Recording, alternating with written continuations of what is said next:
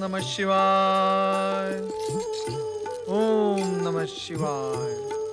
सुंदर, अति सुंदर दैत्य गुरु, भगवान भोलेनाथ के प्रति आपके हृदय से निकली सच्ची प्रार्थना सुनकर नारद धन्य हुआ। मैं आपको प्रणाम करता हूँ। देवर्षि नारद, शुक्राचार्य आश्रम में आपका स्वागत है। नारायण नारायण। दैत्य गुरु, आज पहली बार आपके श्रीमुख से स्वागत के वचन सुन रहा हूँ। ये एक अभ्यास है देवर्षि नारद। अभ्यास? मैं कुछ समझा नहीं। दैत्य जाति औपचारिक शब्दों का प्रयोग नहीं करती, किंतु आने वाले भविष्य के लिए यदि शिव शंकर के शुभ प्रयास से देव और दानव मित्रता के बंधन में बंध गए, तब शुक्राचार्य आश्रम देवताओं के लिए खुल जाएगा। उस समय इन शब्दों का प्रयोग कठिन ना हो, इसीलिए अभी से प्रयास प्रारंभ किया है। दैत्य गुरु शुक्राचार्य, कार्य पूर्ण होने से पूर्व ही कार्य की सफलता की घोषणा आपके आत्मविश्वास का परिचय कराकर कार्य के सफल होने के संदेह को भी समाप्त कर रही है। ये आप क्या कह रहे हैं देवर्षि? मैंने कार्य पूर्ण की घोषणा कर दी? हाँ, अभी-अभी मेरे सम्मुख की है। अभी-अभी आपके सम्मुख? हाँ, अभी-अभी तो आपने कहा कि जिन शब्दों का प्रयोग आप भविष्य में करने वाले हैं, उसका अभ्यास कर रहे हैं आप।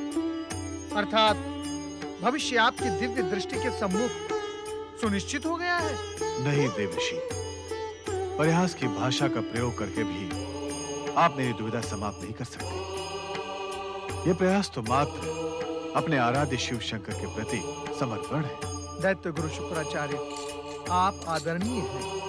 आज आपके हृदय में भगवान भोलेनाथ के आदेश के उपरांत प्रेम की निर्मल धारा बह रही है। देवों को पराजित, प्रताड़ित करने की महत्वाकांक्षा आज आपके हृदय से लुप्त हो गई है। आप सच्चे मन से देवों और दानवों के मध्य मित्रता और सद्भाव की इच्छुक हैं। यह अत्यंत प्रसन्नता का विषय है। देवर्षि नारद, आप तो परम शिव भक्त हैं। जानते हैं कि शिव इच्छा स्वीकार करने में ही सभी का कल्याण है। चतुरता की महत्वाकांक्षा मित्रता की सद्भावना के समक्ष इसीलिए पीछे हट गई, क्योंकि कहीं मित्रता का हाथ बढ़ाने वाले दैत्य पीछे न रह जाए। कहीं आने वाला इतिहास दैत्यों को युद्ध उन्मादी कहकर संबोधित न करे। आप चिंतित न हो दैत्य गुरु शुक्राचार्य।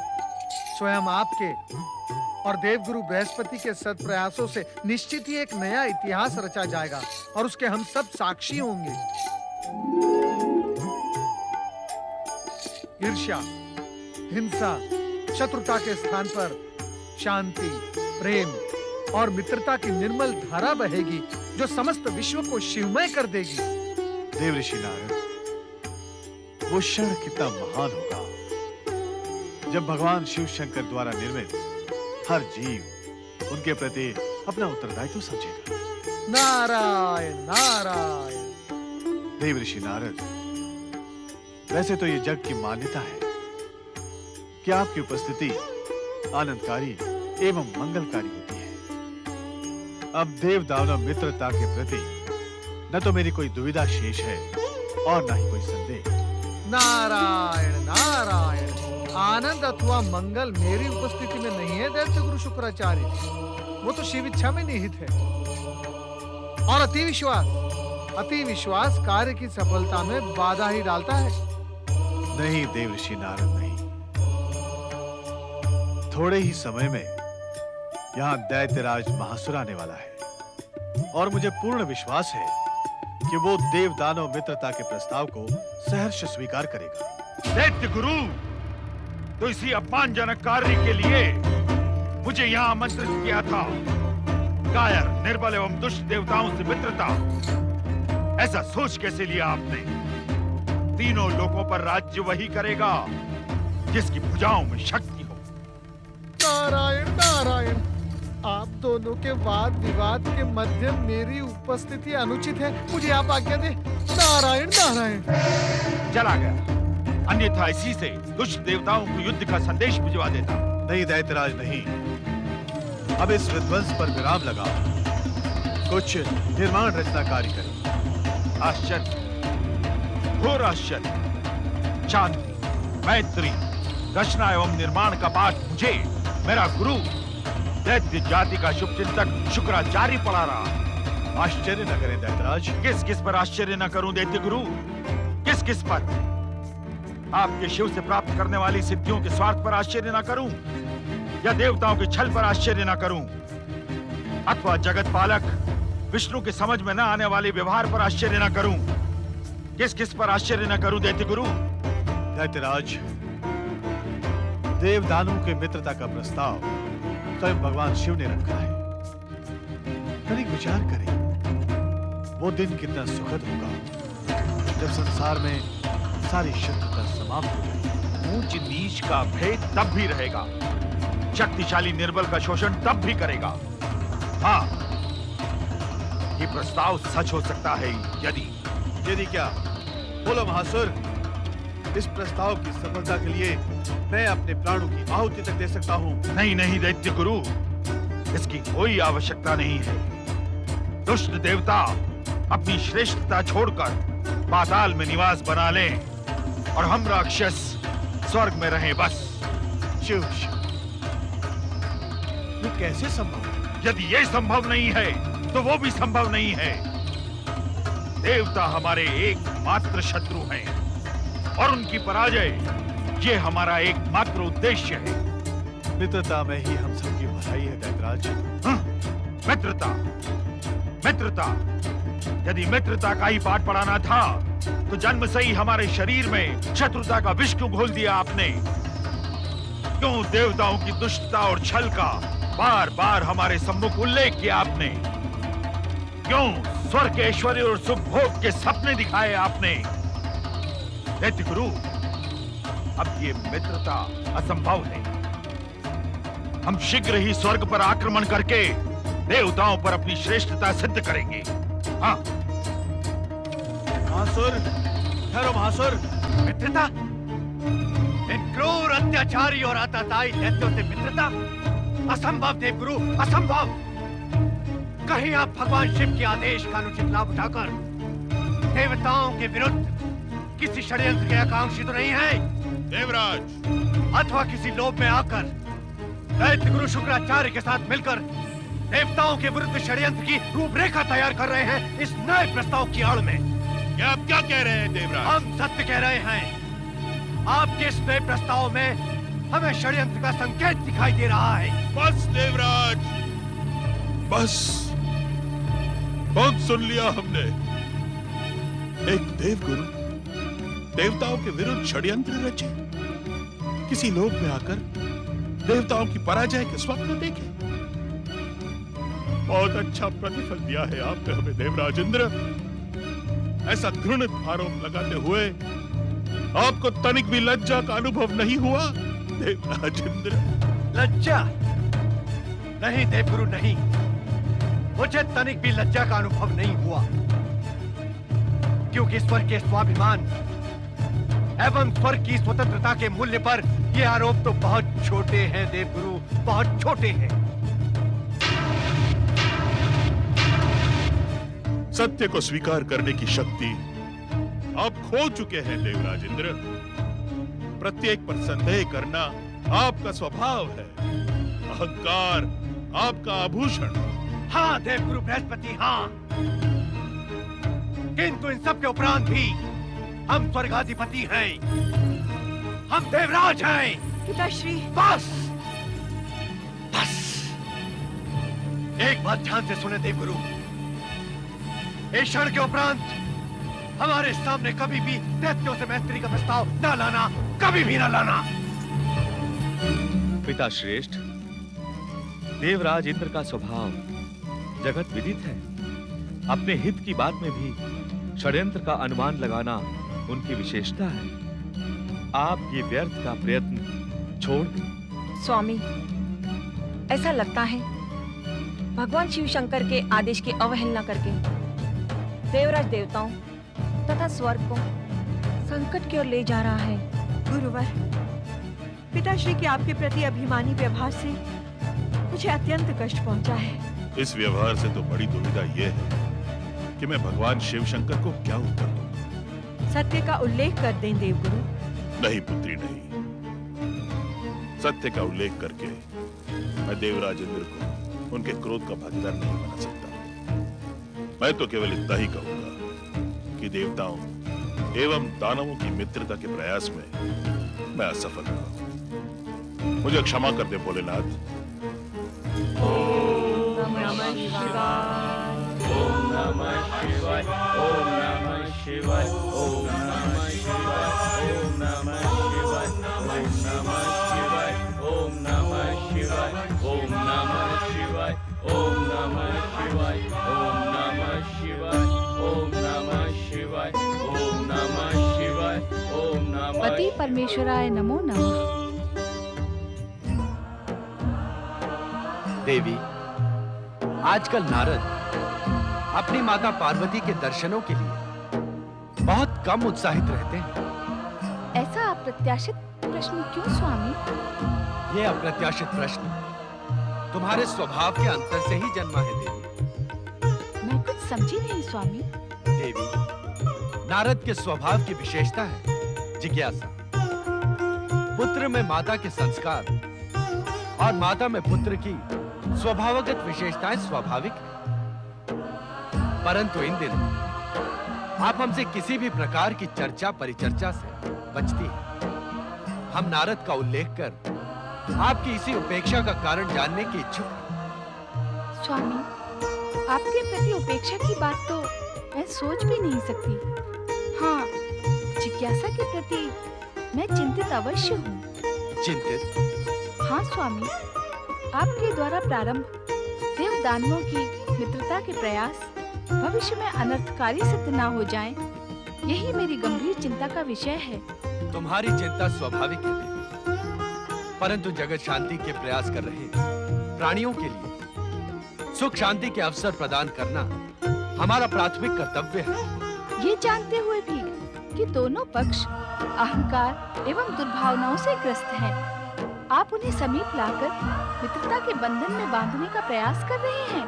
हाँ देवी पार्वती, क्योंकि मित्रता एवं सद्भावना ही हर युद्ध समस्या का स्थायी हल है। देवगुरु एवं दैत्य गुरु ने हमें सहर्षी सहयोग का आश्वासन दिया है। इसीलिए इस विषय पर तुम्हारी चिंता अनावश्यक है। क्या देवगुरु बृहस्पति एवं दैत्य गुरु शुक्राचार्य के प्रयास सफल होंगे? संभव है ना हो। तो इस शुभ प्रयास का लाभ क्या होगा स्वामी? परिणाम असफल होने की स्थिति में देवता एवं दैत्य हमारे पास समस्या लेकर तो नहीं आएंगे। हमारे पास आने से पूर्व उन्हें हमारे प्रस्ताव को ठुकराने का स्मरण तो रहेगा।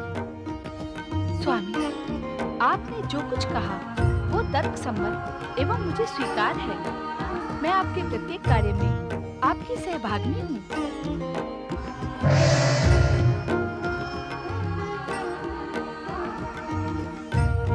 दैत्य गुरु शुक्राचार्य, देवी पार्वती इस समय आपके सत् प्रयासों की ही चर्चा कर रही थी। दैत्य गुरु, आपके हाव भाव देखकर ऐसा प्रतीत हो रहा है कि आप दैत्यों को मैत्री का पाठ पढ़ाने में असफल रहे।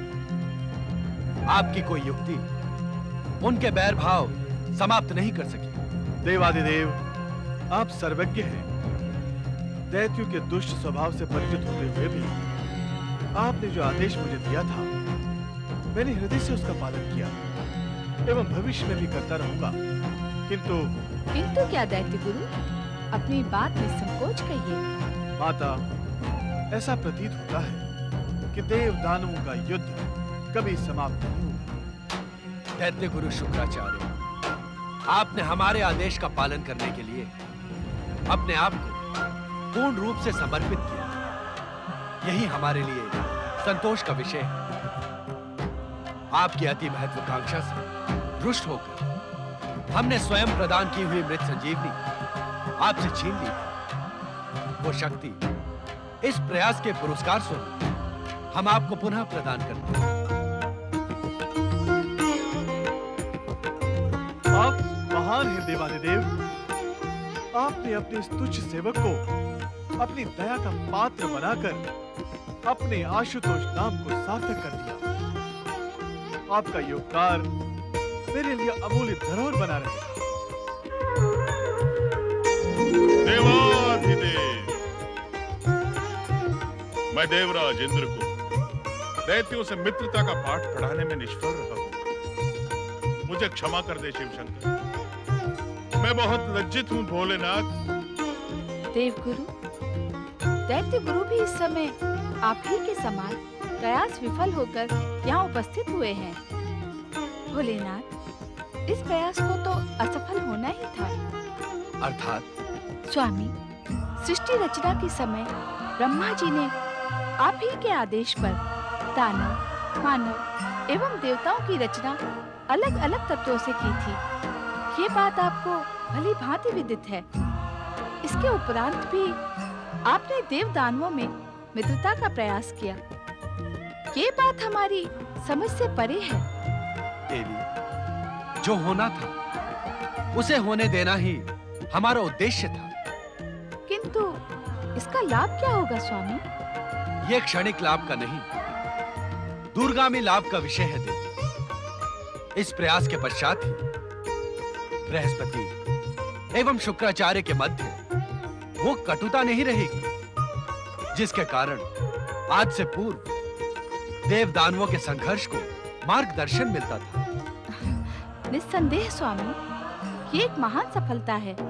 भविष्य में देव दानव संघर्ष का स्वरूप इन दोनों के योगदान बिना कुछ और होगा। नारायण नारायण, ओम नमः शिवाय। प्रणाम भोलेनाथ, प्रणाम माता। कहो नारद, क्या समाचार लाए हो? भोलेनाथ, दैत्यराज महासुर ने स्वर्ग पर आक्रमणादेश अपने असुर सेना को दे दिया है। देवराज इंद्र भी अपनी देव सेना के साथ युद्ध भूमि में पहुंच गए हैं। अब देव दानव संग्राम अनिवार्य है। अब आप दोनों का कर्तव्य पुनः निर्धारित हो गया है। अब आप दोनों अपने अपने स्थानों पर जाकर अपने विवेक से निर्णय लें।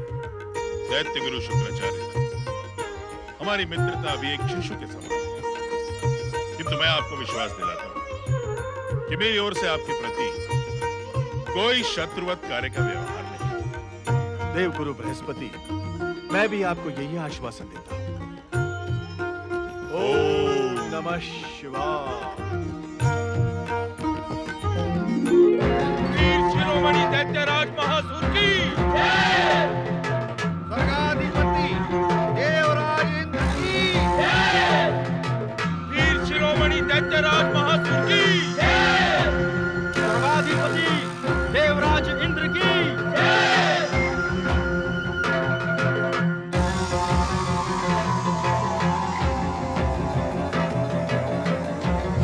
देवराज इंद्र, निस्संदेह तुम देवराज हो, किंतु युद्ध कौशल में तुम निर्बल और भीरू हो।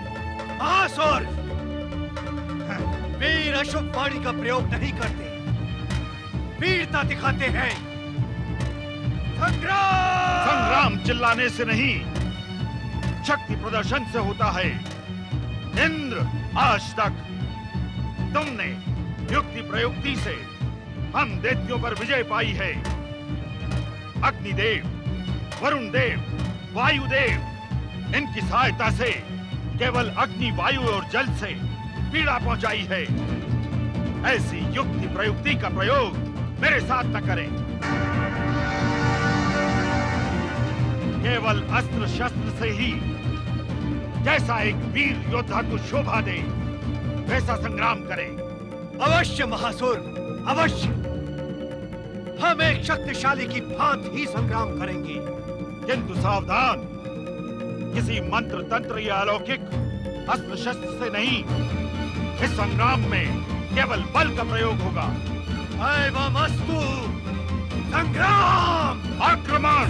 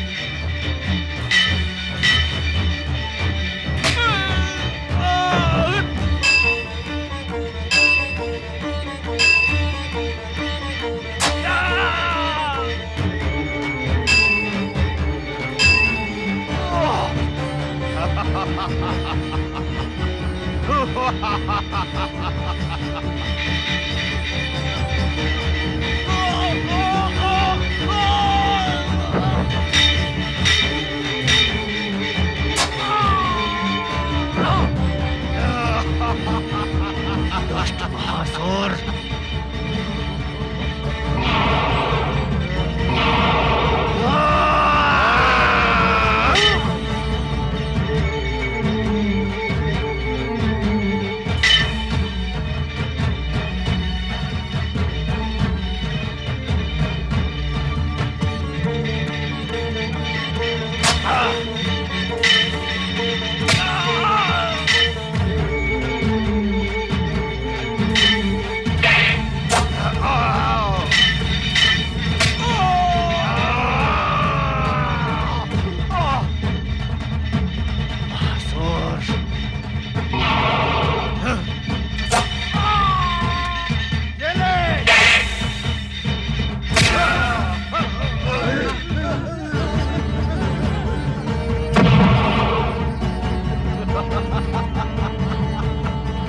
अजय महासुर, देख लिया इंद्र से टकराने का परिणाम। स्वर्गाधिपति देवराज इंद्र की जय! स्वर्गाधिपति देवराज इंद्र की जय! देवराज इंद्र की जय! दैत्यराज महासुर मर्दन देवराज इंद्र की जय! वज्रपाणी देवराज इंद्र की जय! हमारे असंख्य सैनिक असुरों के प्रहार से वीर गति को प्राप्त हुए हैं। ये हमारे लिए चिंता का विषय है देवराज। चिंता का विषय? वरुण देव, ये हमारे लिए चिंता का विषय कैसे हो गया? असुरों की संपूर्ण सेना समाप्त हो चुकी है। अब असुर कभी भी स्वर्ग पर आक्रमण करने का दुस्साहस नहीं करेंगे। देवराज, देवगुरु, प्रत्येक युद्ध की समाप्ति पर आप यही कहते हैं, किंतु ना तो कभी ये युद्ध समाप्त हुए और ना ही दैत्यों की स्वर्ग विजय की महत्वाकांक्षा। देवराज, प्रत्येक युद्ध एक नए प्रतिशोध को जन्म देता है। हाँ पिताश्री, प्रतिशोध की अग्नि कभी शांत होने का नाम नहीं लेती। देवराज, नृशंस हत्याओं के इस व्यापार को समाप्त कर दैत्यों से मित्रता का संकल्प करें।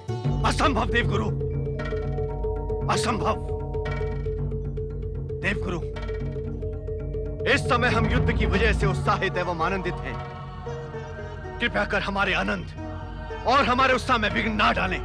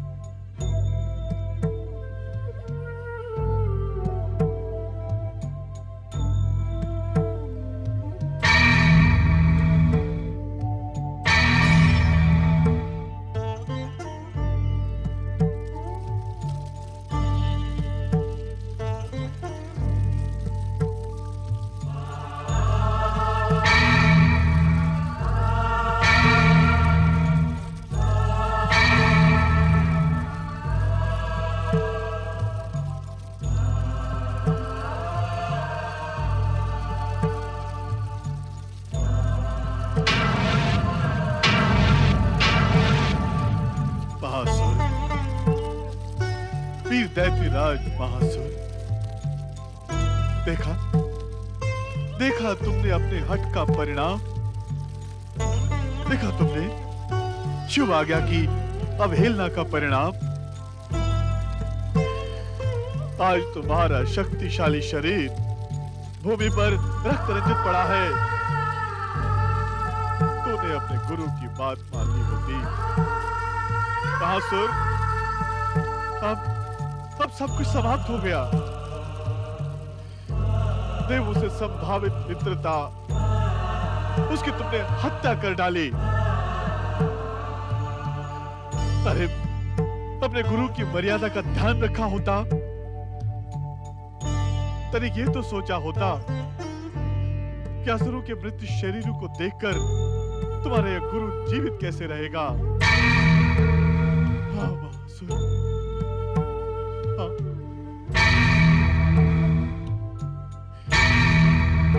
दैत्य जाति का ऐसा विनाश,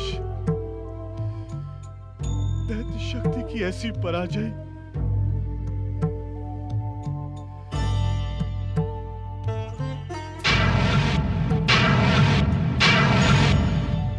देवताओं के मृत सैनिकों का इस आश्रम में क्या काम? ये यहाँ क्यों पड़े हैं? हे शिव शंकर,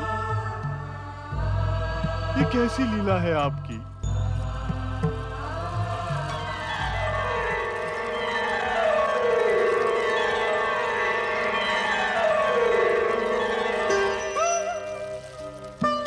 व्यर्थ विलाप में समय मत गवाओ शुक्राचार्य। ऐसे क्या देख रहे हो शुक्राचार्य? मैं तुम्हारा कर्म हूं। दूर हो जाओ मेरी दृष्टि से। मैं दूर हो गया तो तुम कर्म विहीन नहीं हो जाओगे। तुम मेरे कर्म नहीं, मेरी महत्वाकांक्षा हो। मुझे पहचानो शुक्राचार्य, मैं तुम्हारा कर्म ही हूं और इस समय तुम्हें तुम्हारा कर्म स्मरण करवाने ही आया हूं। नहीं नहीं, मुझे ऐसे किसी कर्म का स्मरण नहीं करना जिससे मेरी शिव भक्ति पर आंच आए, शिव आज्ञा का उल्लंघन हो। मूर्ख शुक्राचार्य, दैत्य जाति के विनाश ने तुम्हारी बुद्धि भ्रष्ट कर दी। तनिक सोच शुक्राचार्य कि शिव आज्ञा क्या कहती है। मैं कुछ नहीं सोच सकता, कुछ नहीं सोच सकता मैं। तो मुझे बता दे कि शिव आज्ञा क्या कहती है। तनिक सोच शुक्राचार्य कि मृत शरीर को जीवित कर देने वाली मृत संजीवनी विद्या जो तुम्हारी महत्वाकांक्षा से रुष्ट होकर भोलेनाथ ने तुमसे छीन ली थी, पुनः प्रदान क्यों की? तुम्हें अपनी तर्क शक्ति पर बड़ा गर्व था ना शुक्राचार्य? अब कहां गए तुम्हारे तर्क? व्यर्थ समय मत गवाओ शुक्राचार्य। मृत संजीवनी विद्या के प्रयोग से दैत्य जाति को पुनर्जीवित कर दो। इस समय यही तुम्हारा कर्म है, पुनर्जीवित कर दो। नहीं नहीं, ये भगवान भोलेनाथ के आदेश का उल्लंघन होगा। कदापि नहीं शुक्राचार्य। यदि ऐसा होता तो ऐसे अवसर से पूर्व भगवान शिव तुम्हें वो शक्ति प्रदान ही क्यों करते? सब सोच विचार त्याग दे शुक्राचार्य। दैत्य जाति को पुनर्जीवित कर, यही शिव आज्ञा भी है और यही तेरा कर्म भी। पुनर्जीवित करके असुर युद्ध उन्मादी हो जाएंगे, जिसकी शिव शंकर अनुमति नहीं देते। तो जिस दृष्टि से शिव के आशीर्वाद को देख रहा है, कहीं वो शिव के क्रोध का कारण न बन जाए। अरे मूर्ख, तू कर्म विहीन हो रहा है।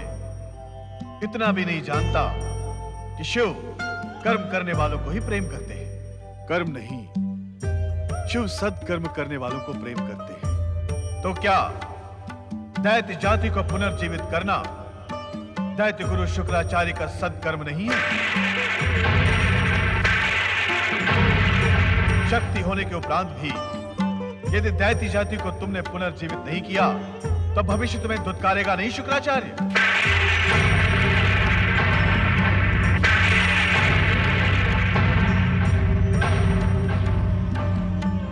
शिव आज्ञा के अनुरूप ही तुम्हारे कर्म का निर्धारण हो चुका है शुक्राचार्य। अब यह दुविधा तुम्हें शोभा नहीं देती। शीघ्र अपने कर्तव्य का पालन करो। जीवित कर दो इन मृत असुरों को और अपने कर्तव्य का पालन करो।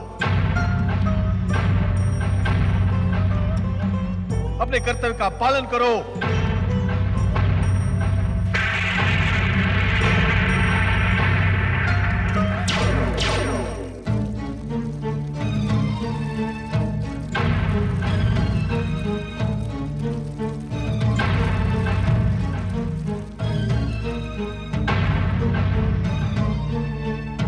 जय जय मृत्युंजय महादेव।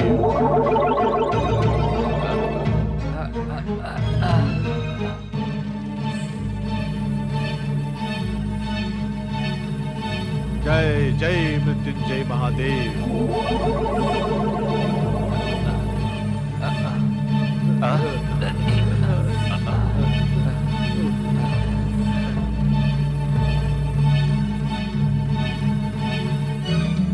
जय जय मृत्युंजय महादेव।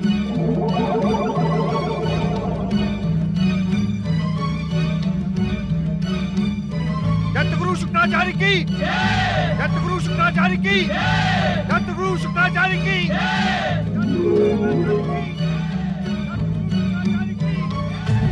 दत्तराज महासुर की। देखा, देखा आपने? भगवान शिव की दी हुई मृत संजीवनी विद्या की शक्ति पर दैत्य गुरु शुक्राचार्य ने दुष्ट असुरों को पुनः जीवित कर दिया, किंतु हमारे मृत सैनिकों को यूं ही छोड़ दिया। धिक्कार है देवगुरु बृहस्पति पर, जो इनसे मित्रता की बातें करते हैं। धन्य है दैत्य गुरु शुक्राचार्य, आप धन्य हैं। अब हम पुनः स्वर्ग पर आक्रमण कर दुष्ट देवताओं को परास्त करेंगे। नहीं नहीं महासुर, ऐसा दुस्साहस न करना, ये शिव आज्ञा का उल्लंघन होगा। तो क्या हम उनसे प्रतिशोध न लें, जिन्होंने दैत्य शक्ति को समाप्त करने के हर संभव प्रयास किए?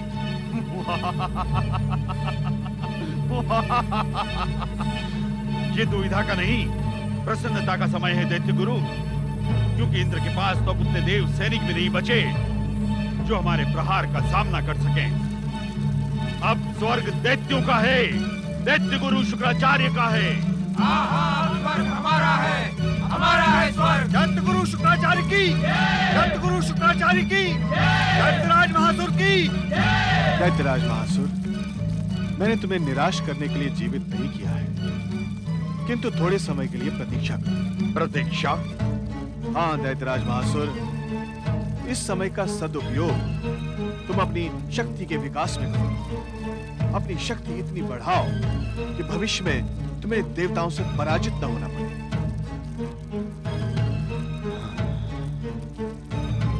आप सत्य कह रहे हैं दैत्य गुरु। हमें दैत्य शक्ति को संगठित करने के लिए थोड़ा समय अवश्य लगेगा।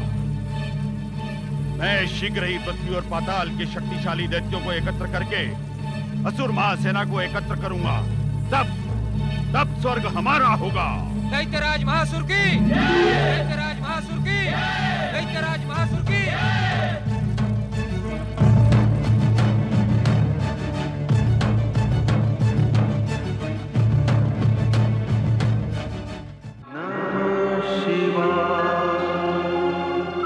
नमः